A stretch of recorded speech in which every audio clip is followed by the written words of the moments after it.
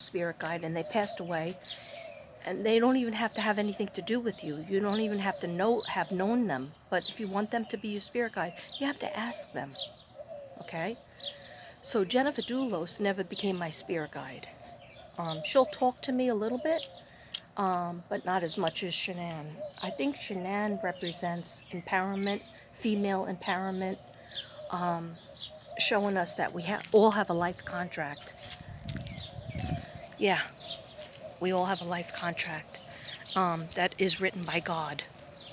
Okay, so I'll get into that, and that's a whole other subject, because some people say, oh, so it was meant to be for her to get murdered and killed?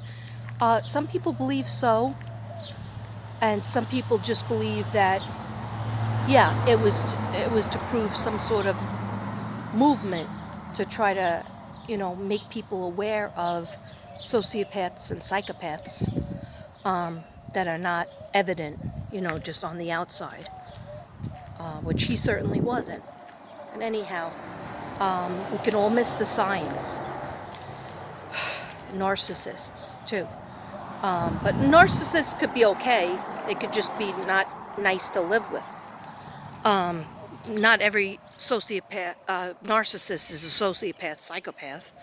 Okay, so that's a little psychology lesson for you. I threw it in. Did you receive it? Yeah, so your spirit guide, I could just tell you from my experience. I have to try it all the time.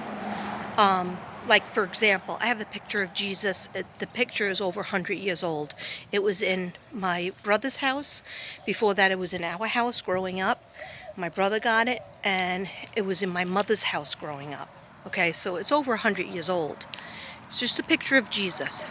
So, upon waking up, I looked over at it, just like I look over at it every day, and he said, how come you never do any artwork about me?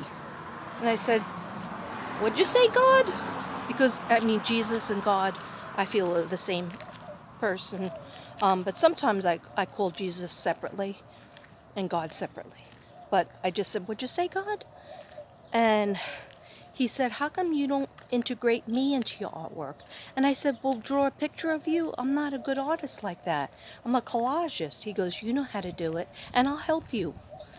So I told Devin about it, and he goes, yeah, you could do it.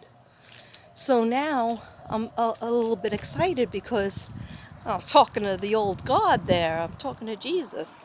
And that didn't always happen.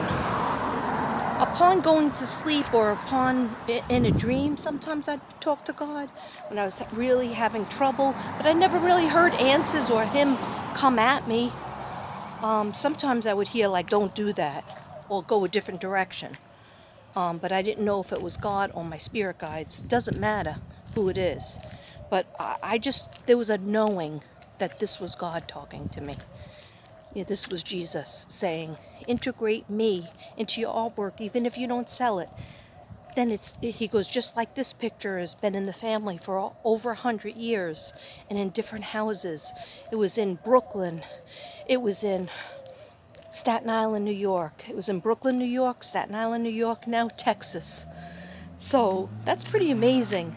My brother mailed it to me, because he knew how much it meant to me, because it was from my mother. Anyhow, and our childhood. And I felt bad for him, because I go, now you don't have it in your house in New Jersey. Oh, so it was in Brooklyn, New York, then Staten Island, New York, then New Jersey, Toms River, New Jersey. Because, of course, a brother named Tom has to live in Toms River. He's got to keep the Toms up in the family. And now it's in Texas, so that's what, 4 places? Brooklyn, Staten Island, New Jersey, Texas. 4 places.